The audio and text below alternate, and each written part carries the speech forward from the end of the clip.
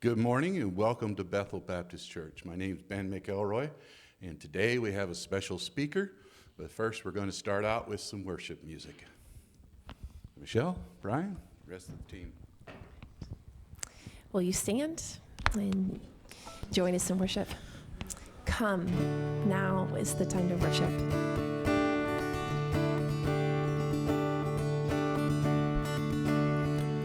Come, now is the time to worship. Come, now is the time to give your heart. Come, just as you are to worship. Come, just as you are before your God. Come. One day every tongue will confess you are God. One day every knee will bow. Still the greatest treasure remains for those who gladly choose you now. Come, now is the time to worship. Come, now is the time to give your heart. Come, just as you are to worship. Come, just as you are before your God. Come. One day every tongue will confess you are God. One day every knee will bow. Still the greatest treasure remains for those who gladly choose you now. One day every tongue will confess you are God. One day every knee will bow. Still the greatest treasure remains for those who gladly choose you now.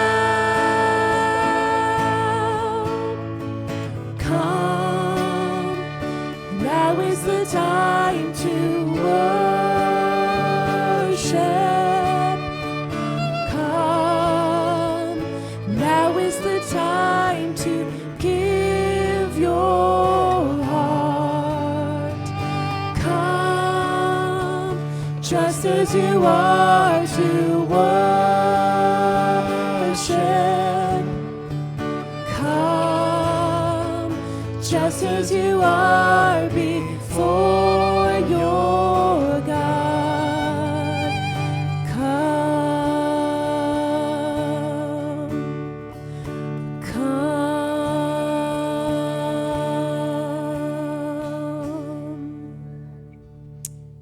Amen. From the inside out.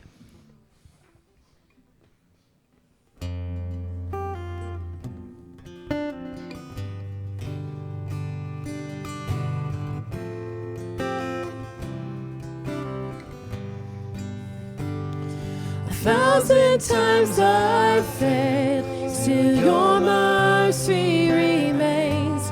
And should I stumble again, I'm caught in your grace. Everlasting, your light will shine when all else fades. Never ending, your glory goes beyond all fame.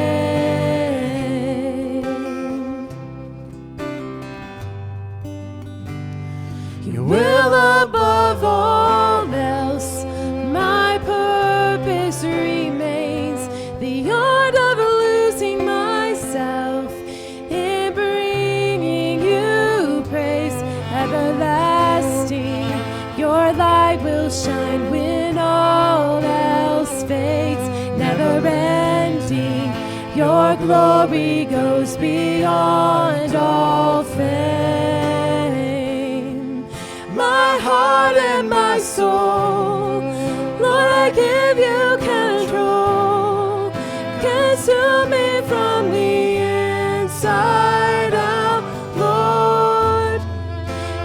justice and praise become my embrace, to love you from the inside out. Everlasting, your light will shine when all else fades. Never ending, your glory goes beyond all fame. And the cry of my heart is to bring you praise from the inside out. Lord, my soul cries out. Everlasting, your light will shine when all else fades. Never ending, your glory goes beyond all fame. And the cry of my heart is to bring you praise from the inside out. Lord, my soul cries out, Lord.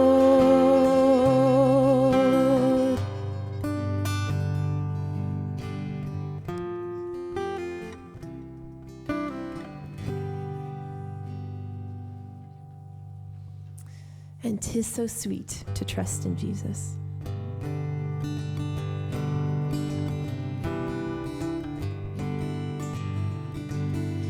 Tis so sweet to trust in Jesus, just to take him at his word, just to rest upon his promise, just to know thus saith the Lord. Jesus, Jesus, how I trust him, how I prove him o'er and o'er. Jesus, Jesus, precious Jesus, oh, for grace to trust him more.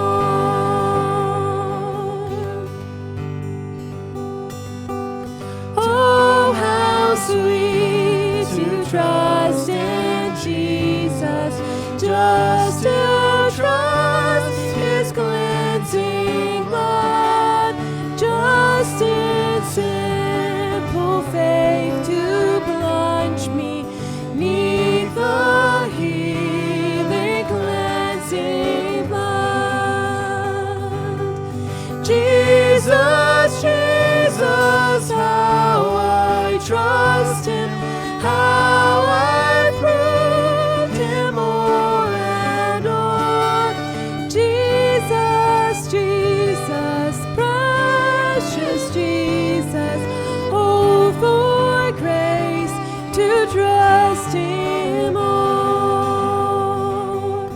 I'm so glad I've learned to trust thee, precious Jesus, Savior, friend. And I know that thou art with me, will be with me to the end. Jesus, Jesus, how I trust him, how I prove him o'er and o'er. Jesus, Jesus, precious Jesus, oh, for grace to trust him more. Will you pray with me? Father, we thank you for Jesus, and we thank you that we can call him Savior and friend. And we just thank you for bringing us into your presence to sing your praises and to be in your word. And we just pray, Father, that we give you this time of worship, that we don't make it into something else.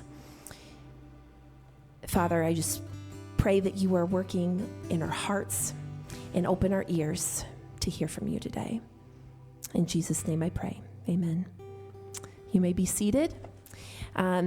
We do have children's church available if you have little ones. Otherwise, they're also welcome to stay in here and hear the testimony this morning. Thank you. Thank you, Michelle. Today we have a special guest, a member of our church. We watched him up and come. Yes, we did. Jeremiah Severn. Yep. You got it right. Proud of you, brother. Thank you. Thank you so much. Oh, you got Mike, the you mic. got the mic's on? I was going to hand him 2 mics just so he could make sure to hear him. Double All right. yoke, huh? Well, good morning, everybody. Happy St. Patrick's Day. I hope everybody's wearing green. If not, be nice to them. So today I'm going to do my testimony. My testimony is not going to be done in the traditional sense, and here's why. A few weeks ago, I went to the Men Up retreat, and I was searching for what to say today. And a sermon was taught that day about the parable of the sower. And as I sat there and contemplated and pondered on this parable, I thought, every seed in this story that Jesus taught had a relation to me in my life. So if you want to open your Bibles to Matthew 13, we're going to start at verse 4. I'm going to read a little bit about it. Jesus says, "A farmer went out to sow his seed. As he was scattering the seed, some fell among the path, and the birds came and ate it up. Some fell on rocky places where it did not have much soil. It sprang up quickly because the soil was shallow. But when the sun came up, the plants were scorched, and they withered because they had no root. Other seed fell among thorns, which grew up and choked the plants. Still other seed fell among good soil, where it produced a crop, 160, 30 times what was sown. Whoever has ears, let them hear." So Jesus announces this, and things go on. The disciples start questioning Jesus about what it means. So in verse 18, Jesus goes on to explain, "Listen then to what the parable of the sower means. When anyone hears the message about the kingdom and does not understand it, the evil one comes and snatches away what was sown in their heart. This is the seed sown among the path. The seed falling on rocky ground refers to someone who hears the word and at once receives it with joy. But since they have no root, they last only a short time. When trouble or persecution comes because of the word, they quickly fall away. The seed falling among the thorns refers to someone who hears the word, but the worries of this life and deceitfulness of wealth choke the word, making it unfruitful. But the seed that falls among the good soil refers to someone who hears the word and understands it. This is the one who produces a crop yielding 160 and 30 times what was sown." So in the first seed, my story kind of starts off, my father dies. I was 4 years old.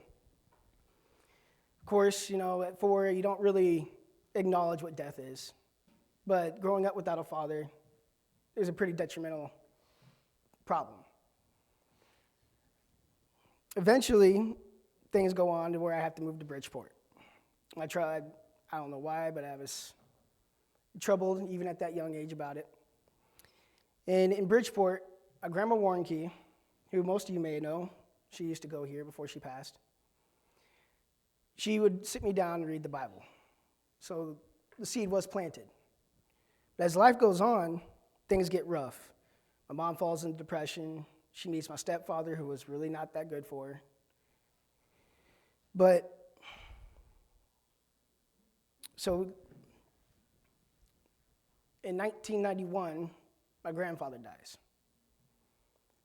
And that hurt my whole family. So we decided to move up there permanently to help out on the farm. And while we were there, things were pretty good for the start.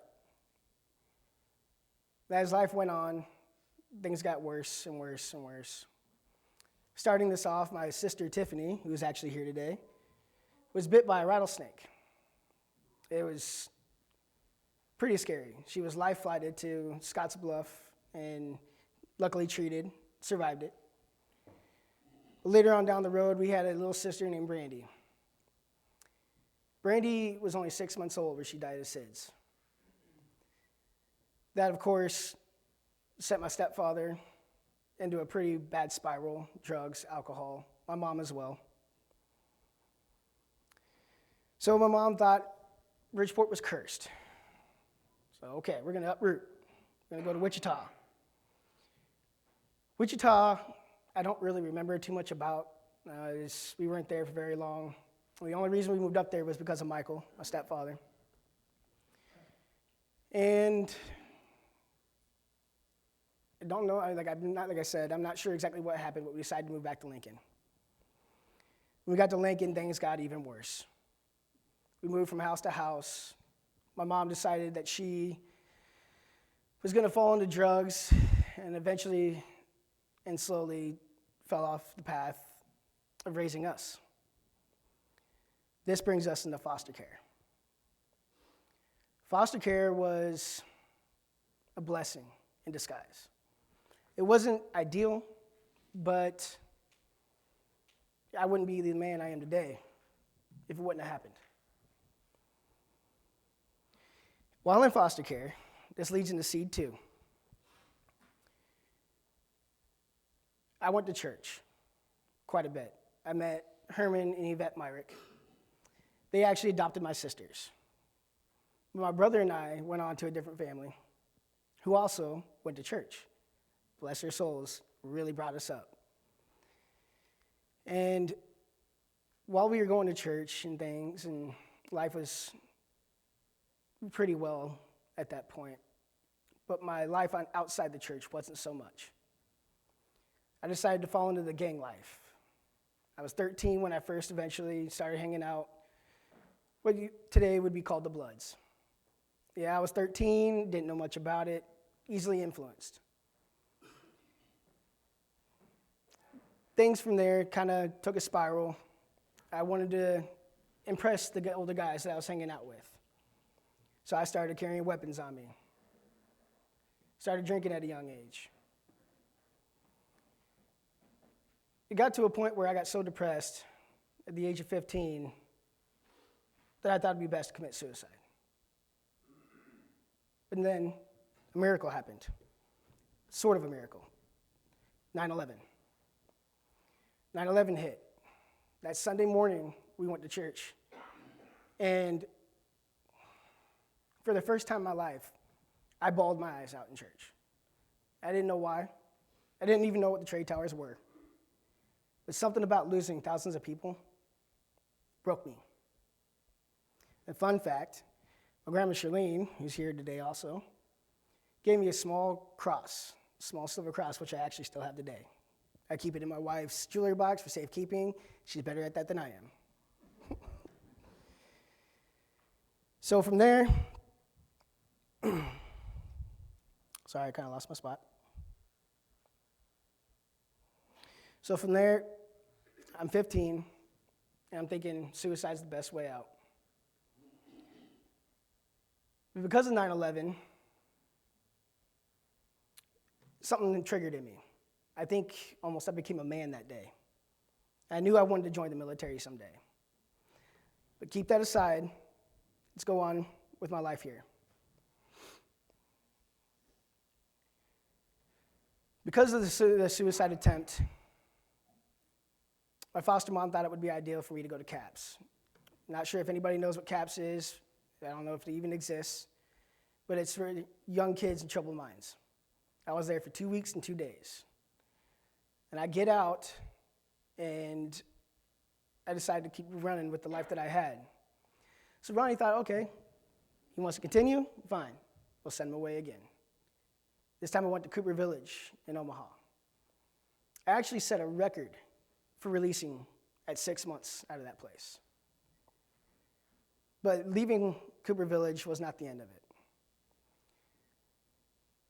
When I got back to Ronnie's, she thought that maybe she couldn't handle us anymore. So I bounced around from place to place, from boys' home to boys' home. My brother as well, going from Cedars to here and there.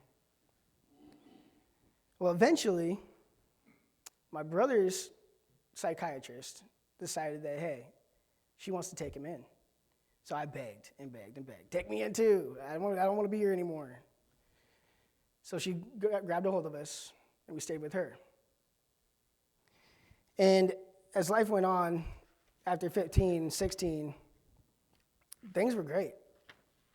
Around at Janelle and Arnold's house, I got my first job. I decided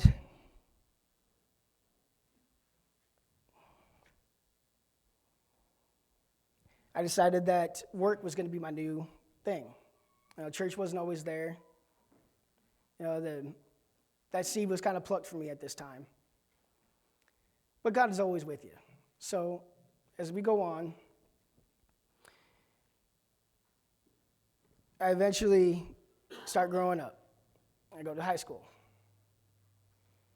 And right before high school, I got a big blessing, huge blessing. My biological grandmother decided to take us in. My grandma Hogan, who is no longer with us.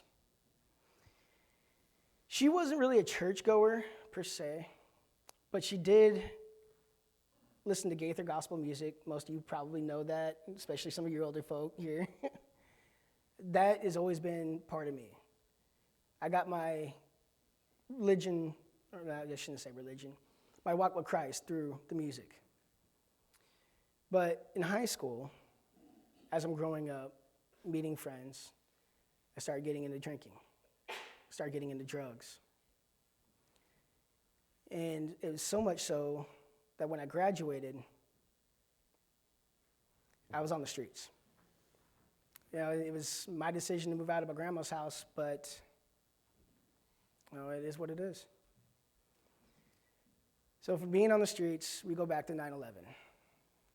I actually meet my mother, my real biological mother, for the first time since I was 11 years old. And I move in with her. And we had a conversation about 9/11 and where we were that day. And I made a decision. I was like, okay, well, let's join up. I'm finally going to do it. So I did. And I went into the Navy. And the Navy, I can tell you what, one of the best times of my life, up until I turned 21. Turned 21 on the Virginia boardwalk, drunk as a skunk. But that was okay. I still remember most of it. But because of the alcohol and the partying, I got booted. This leads in to seed 3. This is a seed that pretty much changes my outcome of why I'm here today. When I got booted, I came home. And I moved in with my cousin John, my Aunt Debbie. They brought me back to church. I started to join up with the escape group. And the escape group was a huge blessing. I loved it. It was good times all the way around. And because of the escape group and because of the path that I was following, I eventually meet my wife.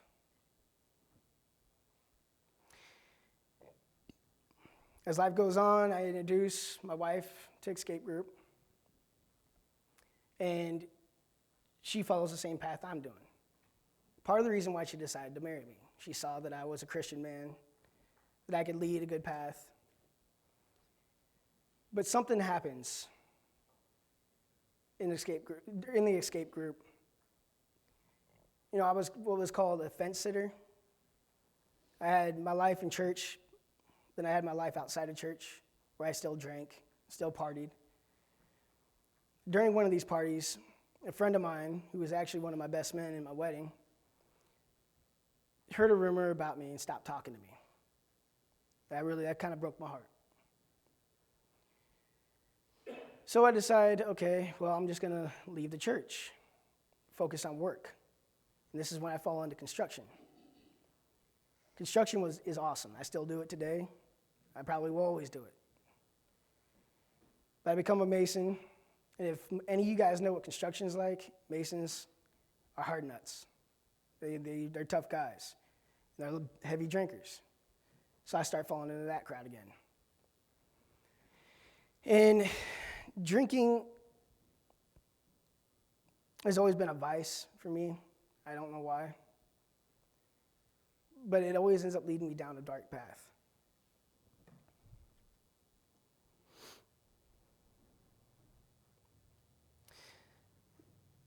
So as things go on and progress in my family, and the drinking continues, it gets worse and worse, I eventually start losing jobs.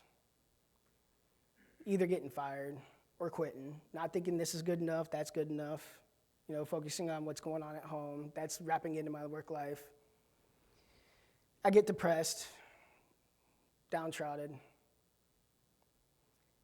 I didn't know what to do. Eventually, I pick up a job at Niederhaus Refuse, so I'm out of construction. Again, that hurt me. To stay up at 5 o'clock in the morning till 3 to 6, I thought it'd be a good idea to start doing meth. Not a good idea. Don't try it, please. So because of meth, this brings me into the hardest time of my life. Worse than anything I've ever brought up in my life doing. I lose everything. Lost my wife, lost my family, lost my job, started losing family members, lost my truck, which was a beautiful truck. And I can tell you the first time in my life, I'm pretty sure I saw a demon. And that scared me. But then again, that was a bit of a blessing too, because don't let the evil work in your life. Push away from it. The following day after I saw this demon, I went to jail. Jail was a blessing in disguise. Some of you guys may know this. I went back to Christ. I started Bible studies, started going to church every Sunday, best I could. And when I got out because of COVID. So COVID was also a bit of a blessing. Because of COVID and being on work release, the jail decided they didn't want people coming in and out of the jail. So they released everybody on work release into house arrest. So I went into house arrest, moved in with my wife again, and I was on there for 15 months. If anybody knows what house arrest is like, and for 15 months, it's a bore. I went from 130 pounds to 220 pounds in 15 months.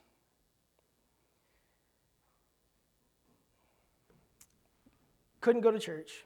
All I could do was work and come home. Well, then the 15 months was up. But again, I had to do probation. But during probation, I was able to go to church. I did that for 9 months, on and off. But drinking was still a problem. Tell you the truth, I was still drinking while I was doing this whole thing. Shouldn't have been doing it, but I was doing it anyway. Luckily, I never got in trouble for it. I was able to get off.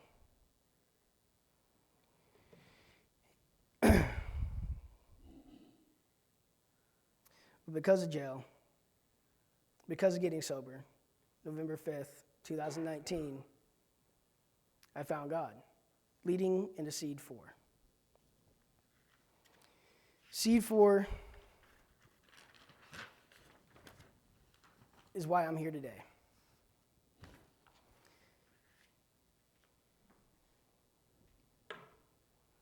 Eventually, my wife and I moved into our first house.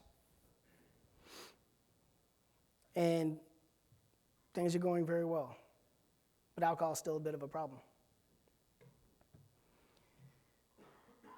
So I decided, okay, something's got to change. The night, New Year's 2022 going into 23, I was listening to the revival at Asbury. That's been mentioned in previous sermons. And something struck me watching this. I'm not exactly sure what it was at the time. Come to find out later, it was the Holy Ghost, Holy Spirit. That night, I dedicated my entire life to God. I broke down crying.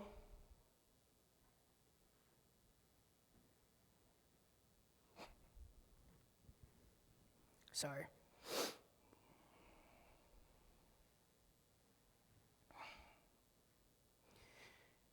I broke down crying, praying, asking him never to leave me again.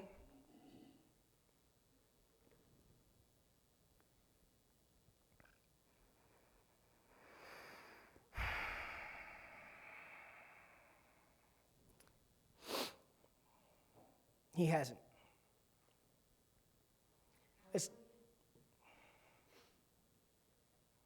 I spent the year 2023 dedicating every Sunday I could to church. Because of that, I'm now the Sunday school teacher here. I learn as much from these kids that I do from Scripture, especially Seth. He knows a lot. He's a smart kid. But because of Sunday school, I start feeling a calling. And the calling gets deeper and deeper and stronger to the point where I just couldn't ignore it anymore. So I decided, okay, I'm going to obey God. And so I talked to my wife, and she says, well, why don't you start preaching? Imagine me preaching. I couldn't at the time. There's no way. I'm just like RD, and I'm just like Marty. I am very nervous in front of crowds. Fun story, back in high school, I had what's called an oral comm class. I choked so bad on that class, I failed it. But I am standing up here today. And I'm nervous, I can feel the flush, but that's okay. I got plenty of people here to back me up on it, praying for me. God's with me. You do great, brother. Thank you. I got a lot of friends also on YouTube there. I hope when they see this, I'm hoping they get a good message out of it. So during my thoughts on this sermon and thinking about the seeds, I thought every seed hits a certain chapter of me going back to church. So I thought maybe I'd do the sermon like this. But I don't want you to think about my life, my testimony, as something negative. I don't want you to feel sorry for me. God's brought me out of a dark place. And because of that, I can stand up here today. If there's anything I want you to take out of this, the Lord is always working in each and every one of you. All the time. I want you to thank Him daily. I want you to love Him. And thank Him for being present in your life all the time.